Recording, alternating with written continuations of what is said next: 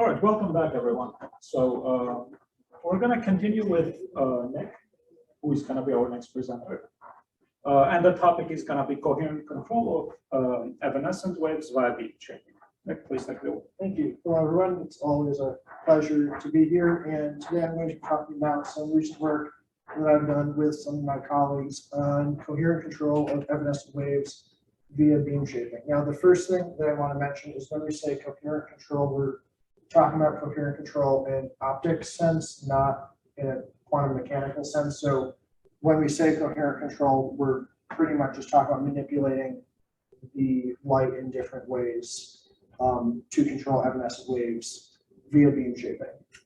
So here's a quick outline of what I'll be talking about. I'm going to be giving what I'll call a experimentalist theoretical overview of evanescent waves and how they relate to quantum mechanics and why it is interesting to all of us who do quantum mechanics research.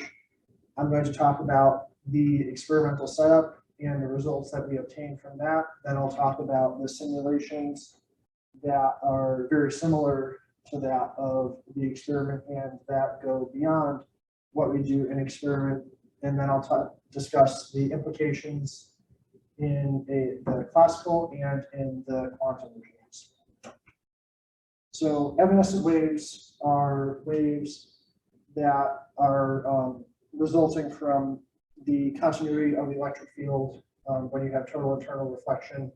In this case, where if you have light passing through an optically dense medium and it comes to an interface at the critical angle with a less optically dense medium, you get total internal reflection, as we all know. However, to satisfy Maxwell's equations, we get a decaying electric field that passes into this lower density medium that is it passes through such that it decays parallel to the interface. And with evanescent waves, they on average don't carry any net energy. The penetration depth of the evanescent wave fields is on the order of the wavelength. So with visible light, we're talking about hundreds of nanometers. So it's very, very small. That's why we don't see the transmitted waves, the transmitted light when we have total internal reflection. But we can bring a third interface or a second interface into play here to couple this evanescent wave into it via frustrated total internal reflection. And this allows us to measure the intensity of this evanescent wave. So here's just a diagram that we have, a figure here in COMSOL that we generated where we have our input beam coming in. This is the E field magnitudes that we see here, and we have total internal reflection. We're at a critical angle, and we see some of the light passes through. And if we bring another prism here close, such that it's sufficiently close, we are able to couple it into that medium, and then we get transmittance, and we're able to detect the light at the output there. So why is this interesting to all of us? I'll get to that in a moment, but there's a lot of parallels between quantum tunneling mathematically to the transmitted evanescent waves in this case. It's also important to note that it decays exponentially as we vary the gap size. So if we have no gap, we get full transmittance. We get full transmittance. If we move farther away, it decays exponentially.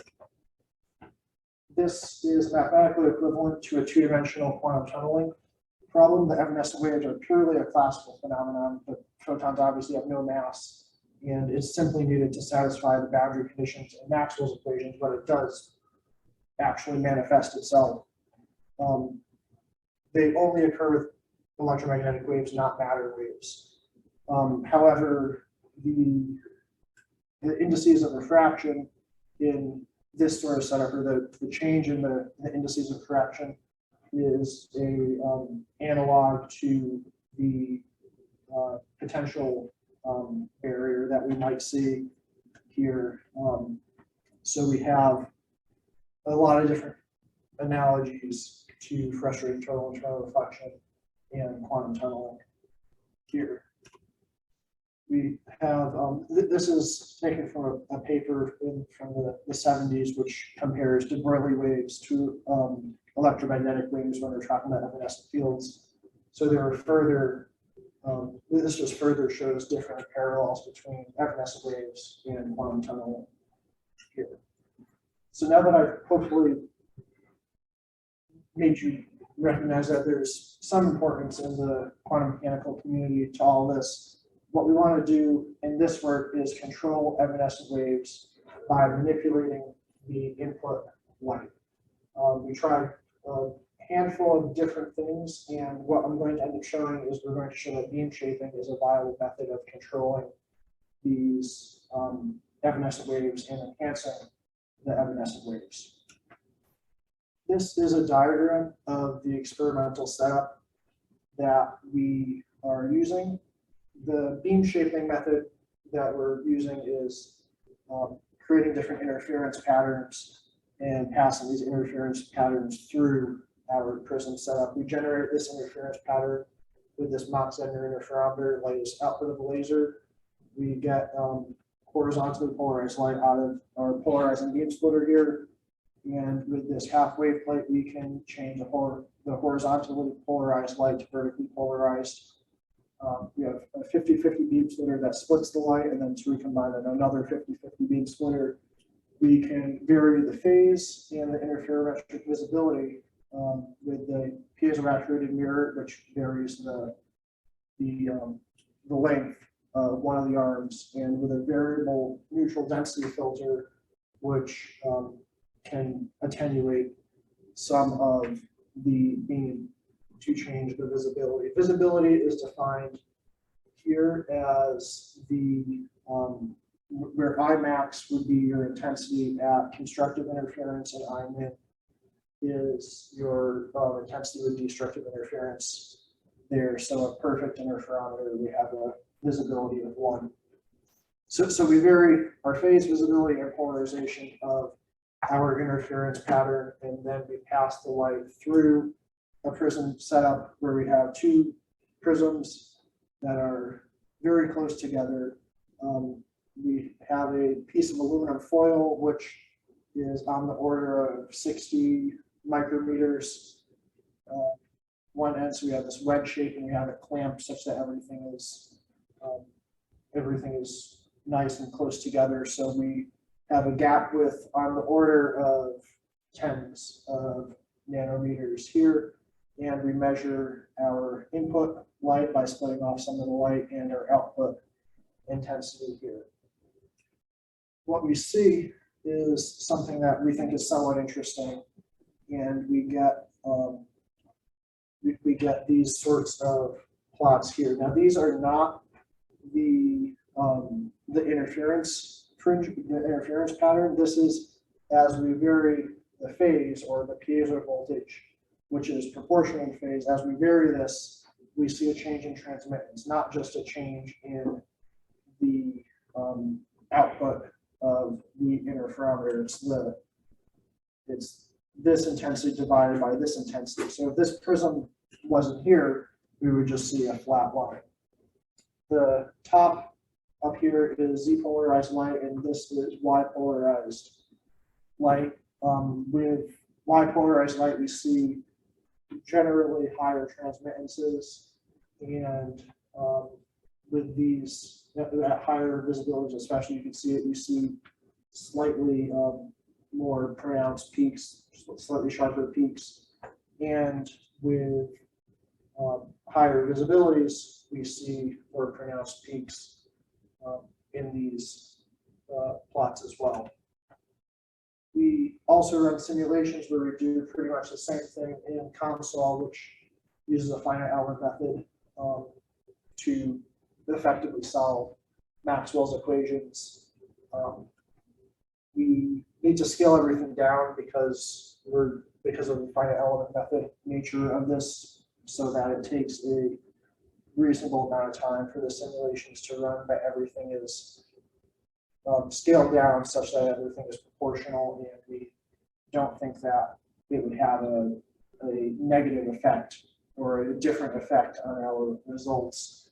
And our incident electric field is here, where we have one of our beams, our interferometer, combined with another beam, and we can change this value alpha to change the visibility and with our phase by. Another important thing to note is the beams are offset slightly, which allows this to be slightly more general, because if we go back in experiment, there's likely going to be some very small offset between the beams. It's impossible to perfectly align our interferometer here. So we have a very slight offset in our simulation. We also simulate a sort of wedge-shaped gap, because that's what we have in our experiment, where the gap width is varying spatially. Do you have a question?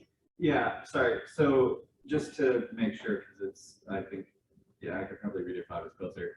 So X is the direction of transmittance. Yes, And then Y and Z are in which relation? Yes. Thank you for asking that. This is slightly confusing because of how this is drawn. So this coordinate system is in relation to this beam. So our light is propagating in the X direction, which I know is not conventional, but we say our light is propagating in our X direction. Z is out of the screen and Y is up. So our Z would be parallel to the,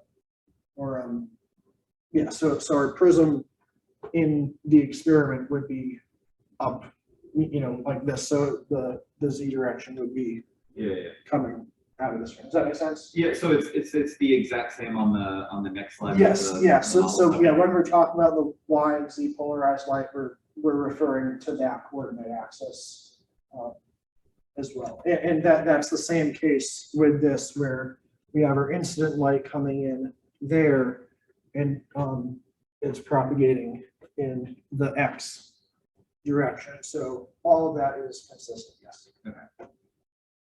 Yes. So we have our wedge-shaped gap in order to make things as general and as accurate to experiment as possible. We do exaggerate the kind of the angle of the wedge in experiment.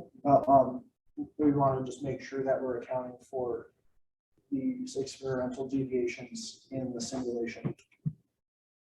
And with the simulation, we see very similar sorts of curves when we look at the transmittance as we vary the phase. We see that as we increase the visibility, we get sharper peaks, and we see sharper peaks with the Y polarized light than the Z polarized light as well.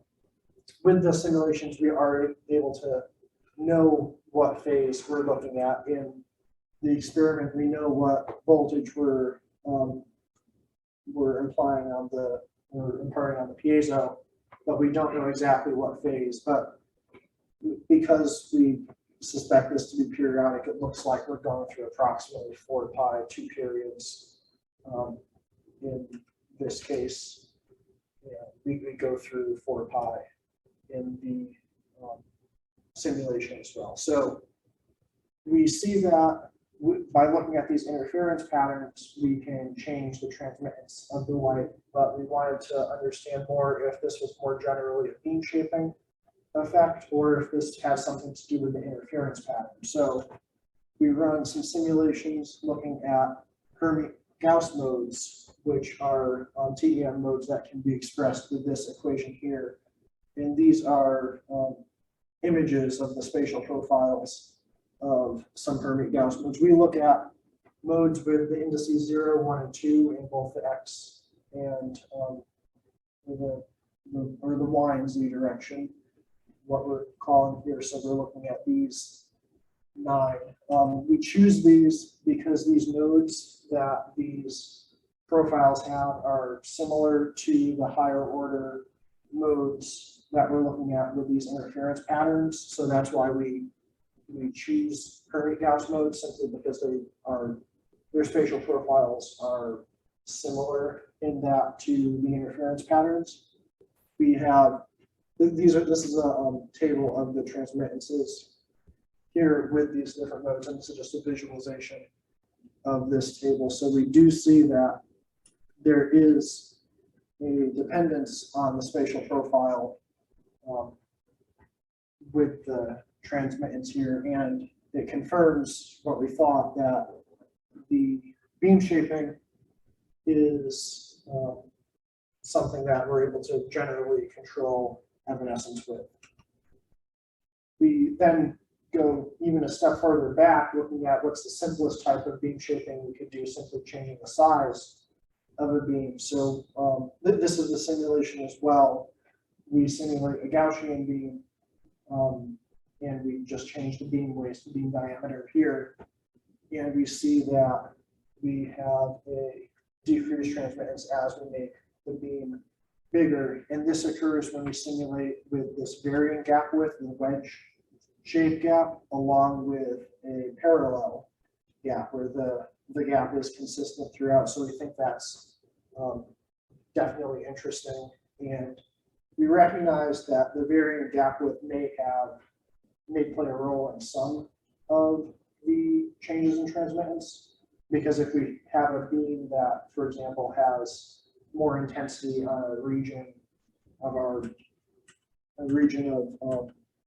the prism where there's a wider gap width, of course we would see less transmittance, but we think there's something more at play here. The thing is, with this, especially with the varying gap, there's not an analytical model for this. With the parallel gap, there is, but when we're looking at this, the varying gap, especially, we don't have an analytical model. We see a lot of similarities in experiment and simulation, which we think are interesting, but we don't have a complete explanation yet for what's going on.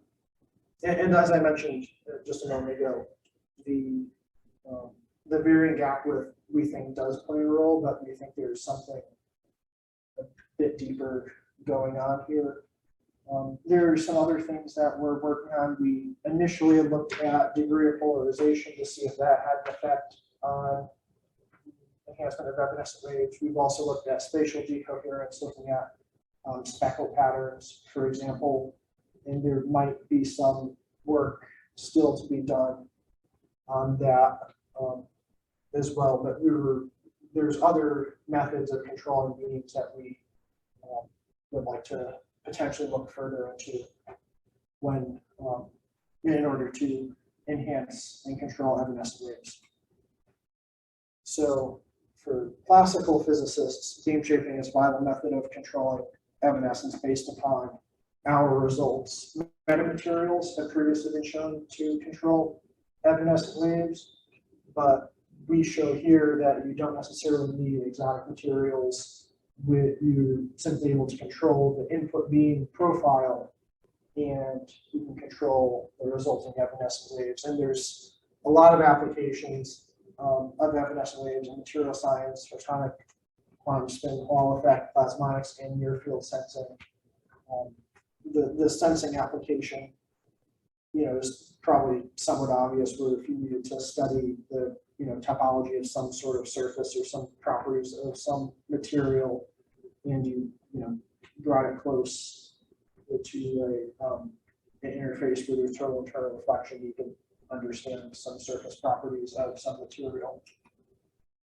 Now, why it might be interesting to all of us is that since there are a lot of parallels and that there is mathematical equivalence to two-dimensional quantum tunneling, we think that there could potentially be some benefit in understanding this better, so that we could have more control potentially over quantum tunneling. But this is purely conjecture and hypothesis at this point. But if we could do some sort of an analog to beam shaping matter waves, we could control quantum tunneling in a similar effect.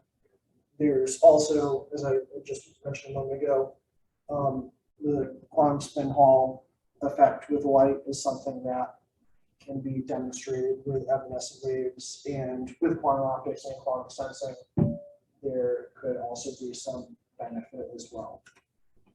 So here's a complete list of references, and thank you for your attention. I'm happy to take any questions.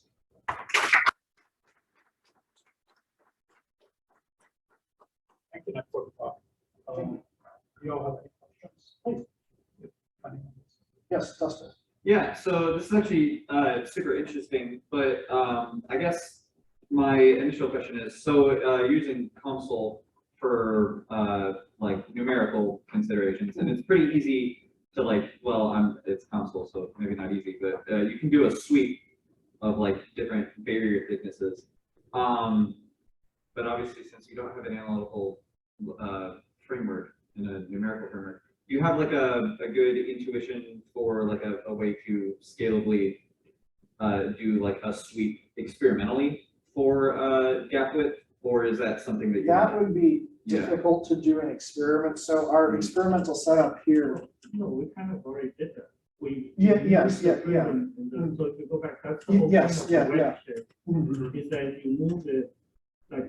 Yes, so oh, you yes, move yes, it yes. up and down, you'll be changing the width of the. Yeah, so we do, Right, yeah, so, you move up and down? the prism. yeah, so this prism we placed on a translation slide. Wendley is absolutely right.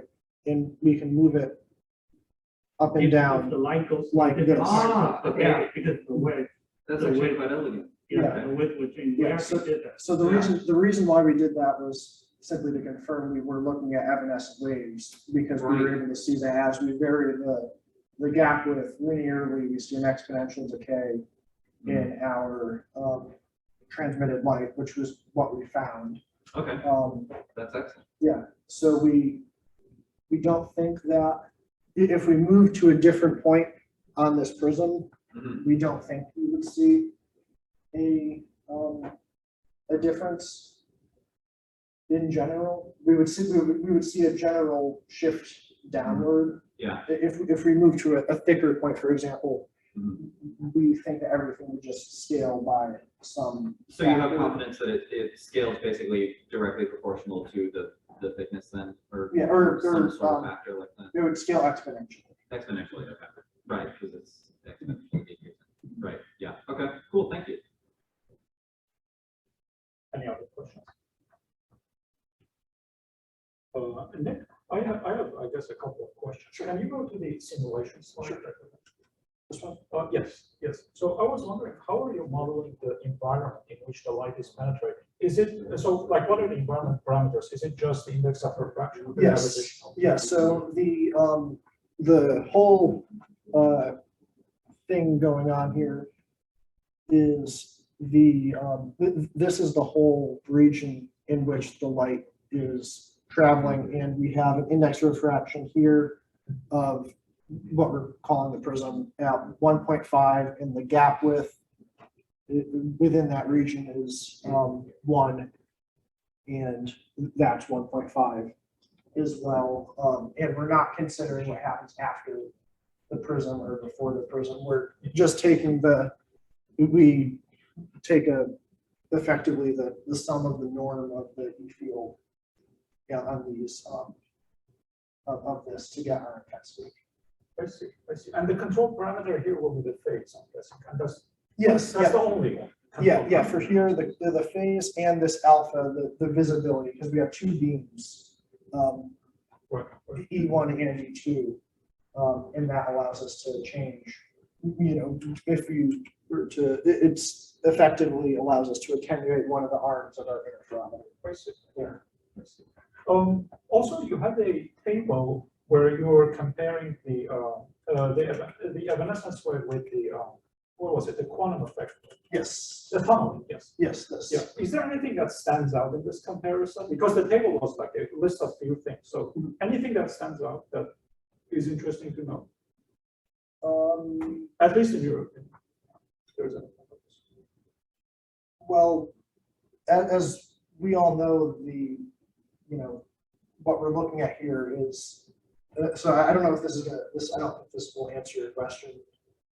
I don't think anything FTIR necessarily stands out to me personally, but just with evanescent waves in general, the mathematics behind it is exactly the same as Schrodinger's equation. It's also a wave equation. So we're able to draw the complete mathematical parallel in that case, which I think is interesting. Yeah. Can I add something? Sure. So there is one caveat because the electric field, right, the equation describing the wave equation of the electric field is the same as the Schrodinger equation because they're both wave equations, right? Right. So there's a difference that the electric field is a vector field. Right. So if looking at one component of the electric field, then it's the same as the Schrodinger equation. But here we're talking about shaping the beam, which is changing the transverse profile, intensity profile of the electric field. So with here, it's three-dimensional. We're looking at the whole electric field. So now that's the difference. And also there's the difference between polarization. So technically, the Maxwell's equation, the wave equation is two equations because it's one for each polarization. It's a superposition. So the final solution is superposition of two polarizations. And the boundary of two polarizations is different. The boundary condition of the two polarizations are different. So only one polarization, the boundary condition is the same as the Schrodinger equation. So there's a little caveat there. So That's right. yeah, That makes there's a few different things. But this list is basically saying which quantity corresponds to which quantity in the Maxwell's equation versus Schrodinger's equation. That's what this table says. Like, for example, the probability density, the psi star, corresponds to E star, which is the intensity, the total intensity. But right, there are different constraints because the probability density you have to sum up to 1, but there's no constraint on the E field amplitude, right? So there are a few like nuances going on here. So. That makes sense. Perfect. Final questions before we move on. Okay, just a real quick question. I want to make sure I read the graph right. So you graphed how the transmittance changes with the beam shift and the modes.